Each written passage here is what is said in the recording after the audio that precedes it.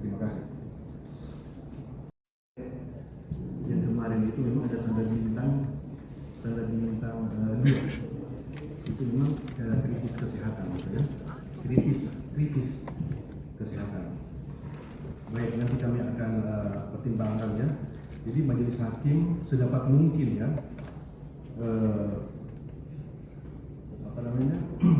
untuk datang saudara itu dalam keadaan nyaman pada saat mengikuti persidangan. Ya, sedapat mungkin kami akan membantu saudara secara senyaman mungkin untuk mengikuti persidangan ya. Baik, hari ini adalah pembacaan nota keberatan.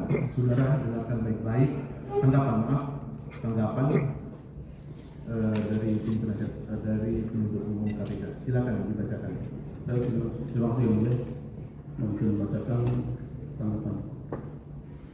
Komisi Pemberantasan Korupsi untuk Keadilan pendapat atau tanggapan penuntut umum terhadap keberatan atas eksepsi terdakwa dan tim penasihat hukum terdakwa atas dakwaan nomor 44-24/24/05/2023 tanggal 30 Mei 2023 dalam perkara tindak pidana korupsi nomor 53 Pitsus TPK /2023 PN Jakarta Pusat di Pengadilan Tindak Korupsi pada Jakarta Pusat.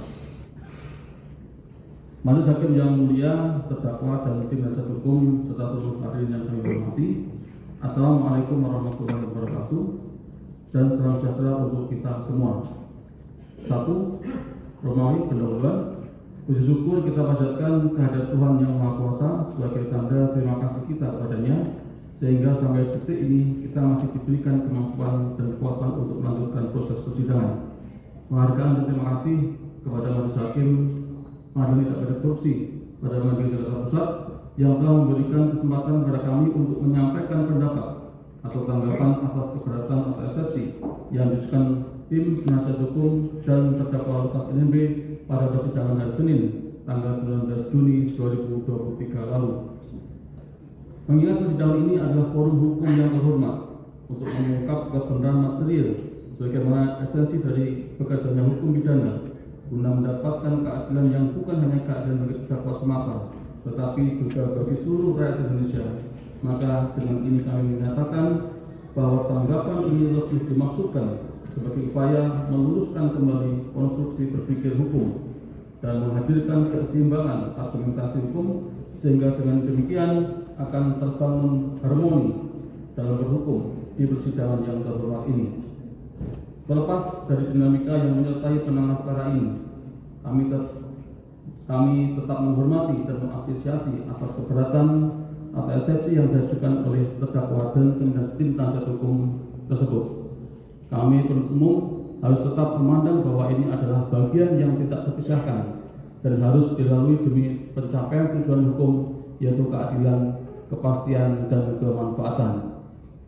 Dalam persidangan ini, pencarian kebenaran yang dalam filsafat ilmu, sebagaimana pemikiran filsuf Francis Bacon, akan terus dilakukan falsifikasi, yang dalam konteks hukum falsifikasi dilakukan dengan alat bukti guna mendapatkan kebenaran.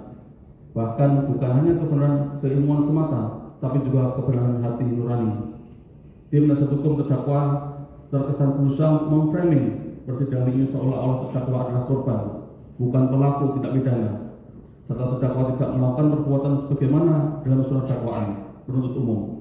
Padahal sejatinya hal tersebut telah masuk dalam tahap pembuktian di persidangan.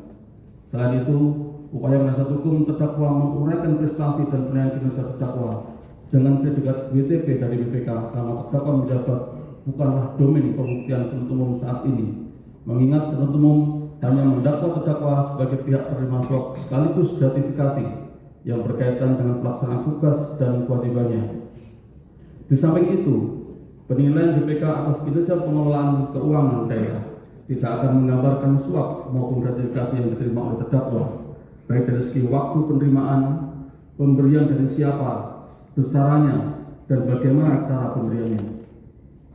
Selain framing yang dibuat untuk kliennya, penasihat hukum juga telah melemparkan isu, melemparkan fitnah, yang keji sebagaimana eksepsi penasihat hukum di halaman 3 angka 26 yang penuntut umum kutip sebagai berikut.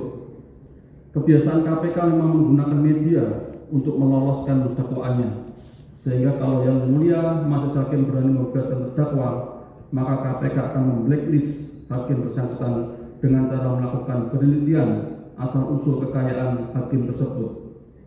Seharusnya sebagai seorang yang mengerti hukum, penasihat hukum dalam menyampaikan argumentasi berdasar dengan bukti, bukan serampangan menyampaikan apa yang diinginkan dengan menjelekkan hakikat peradilan itu sendiri. Kami perlu menyayangkan kesimpulan penasihat hukum tersebut yang sekonyong-konyong melemparkan isu untuk menjatuhkan wibawa majelis hakim sebagai pengadil serta memutus perkara yang sejatinya tidak terikat dan terpengaruh kekuasaan apapun dari luar. Kami penuntut umum pada Komisi Pemberantasan Korupsi tidak akan pernah tersandra oleh jebakan dramatisasi proses hukum yang berusaha menempatkan terdakwa seolah sebagai korban kriminalisasi dan segala isu yang dilontarkan penasihat hukum. Karena kami penuntut umum akan tetap bekerja di ruang dan koridor hukum yang menjunjung tinggi objektivitas dengan mendepankan kebenaran keilmuan dan hati nurani yang dilandasi nilai-nilai transparansi. Penegakan hukum dalam perkara ini tidak semata untuk mencari kesalahan dari si pelaku dan kemudian memberi hukuman kepada pelaku tersebut, tetapi proses penanganan perkara ini lebih menitik beratkan tercapainya tujuan penegakan hukum, yakni untuk mencapai keadilan, kepastian hukum, dan kemanfaatan. Lanjutkan yang mulia. Izin lanjutkan. 2 Romawi, materi pendapat dan tanggapan atas eksepsi. Majelis Hakim yang mulia, terdakwa beserta penasihat hukum yang kami hormati. Sebelum penuntut umum bagi terdakwa Lukas NMB, terlebih dahulu penuntut umum mengutip ketentuan tentang materi keberatan atau eksepsi yang diatur secara limitatif dalam Undang-Undang Nomor 8 Tahun 1981 tentang hukum acara pidana, yaitu sebagaimana diatur di dalam pasal 156 ayat 1 yang berbunyi sebagai berikut. Dalam hal terdakwa atau penasihat hukum mengajukan keberatan bahwa pengadilan tidak